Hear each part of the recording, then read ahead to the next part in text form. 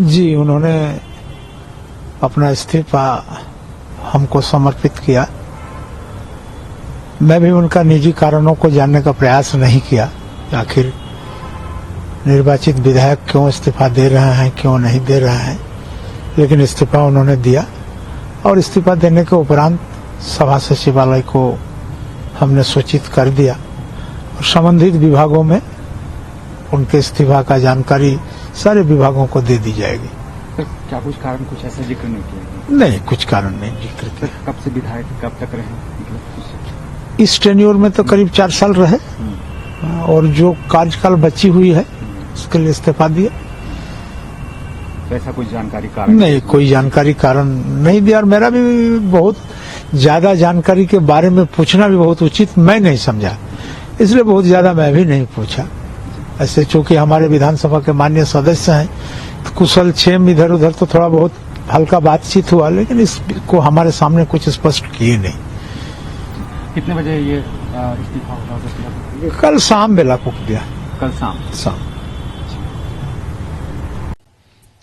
देखिए, राजनीति में किसी भी संभावना से इनकार नहीं किया जा सकता, लेकिन किस वजह से उन्होंने दिया इस्तीफा वो तो बखूबी वही बता पाएंगे। और बाकी तो अटकलबाजियां हैं, लोग कयास लगाते रहें। इसके व्यक्तिगत कारण भी उनके हो सकते हैं, इसके कुछ राजनीतिक निहितार्थ भी हो सकते हैं। अब देखिए, इंतजार कीजिए, वेट एंड वॉच। देखिए, सोरेन परिवार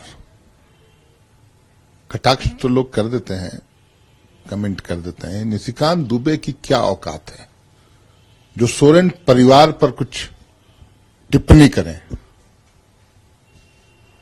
आज देखिए, कल इनके ट्वीट के क्या मायने होंगे, कल क्या होगा, वो तो कल किसी ने नहीं देखा है।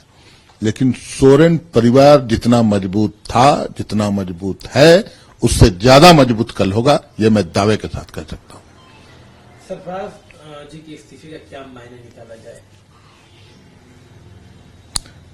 देखिए, उन्होंने तो बोला कुछ व्यक्तिगत कारण है, इसके व्यक्तिगत कारण है, कुछ इसके राजनीतिक निहितार्थ हैं। क्या है ये तो कुछ समय का इंतजार कीजिए, पता चलेगा। देखिए, पार्टी हेमंत सोरेन जी के नेतृत्व में बहुत ही मजबूत स्थिति में है।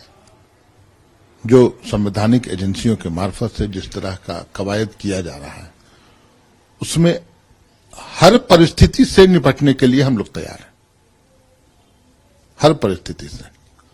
इस मुगालते में विपक्ष के लोग न रहें कि ये इस सरकार को अस्थिर कर देंगे या सरकार को गिरा देंगे या किसी व्यक्ति विशेष को ये कुछ हानि पहुंचा देंगे। पूरी तरह से पार्टी सशक्त है, एकजुट है। हमारे नेता माननीय हेमंत जी एक प्रतिबद्ध और मजबूत इरादों वाला, एक वीर अभिमन्यु के समान, आधुनिक अभिमन्यु जो अपने शत्रुओं का संहार करते हुए चक्रव्यूह तोड़ेगा, वो अभिमन्यु। तो इंतजार कीजिए, सभी पर भारी पड़ेंगे। मैं आधुनिक अभिमन्यु बोल रहा हूं, वो महाभारत काल के अभिमन्यु नहीं, आज का अभिमन्यु सभी चक्रव्यूह को तोड़कर आगे बढ़ेगा। तमाम झारखंडी जनता उनके साथ है, ये याद रखिए। देखिए, मैं तो यही कह सकता हूं, या तो इस बात का जवाब जेएमएम के लोग बेहतर देंगे या इसका जवाब बेहतर आदरणीय सरफराज अहमद साहब देंगे, जो विधायक जिन्होंने इस्तीफा दिया है। हम तो इतना ही कह सकते हैं कि जिस तरह से लगातार कहीं न कहीं एक सरकार को अस्थिर करने की साजिश चलती रहती है, उस निमित्त कोई झामुमो ने अपनी समझ बनाई होगी और उस निमित्त ये फैसला लिया होगा।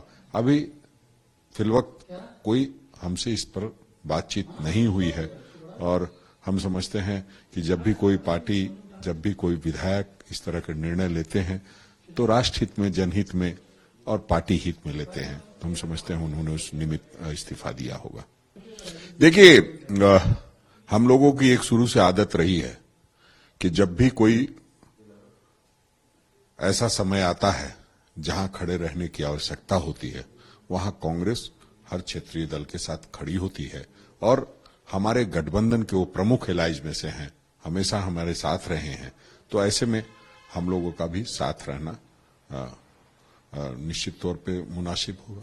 नहीं, देखिए, नजर रखने की जरूरत नहीं। अब आप देखते ही हैं, आप विधायक किस तरह से हमारी जो जिन लोगों पर भी आपको शक हो सकता है या जिन लोगों पर भी इस तरह की बातें थी, वो जिस तरह से बातचीत करते हैं उससे तो ये नहीं कहा जा सकता है कि कोई